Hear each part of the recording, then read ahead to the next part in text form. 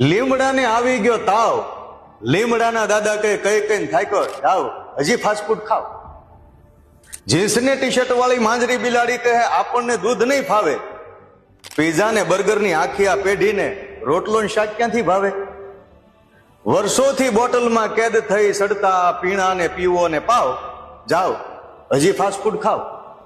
તમને એમ લાગશે કે આ ભાઈ આજે કડવી લીમડા જેવી વાતો કેમ કરે છે, પણ લીમડો કડવો ખરો પણ નરવો બહુ હોવાલા.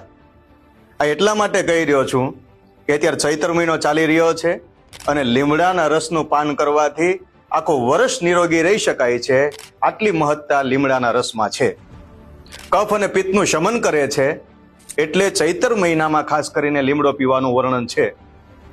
બીજી મહત્વની વાત કે 3-4 ચમચી લીમડાના રસમાં 1 ચપટી સંચળ, 1 ચપટી સિંધવ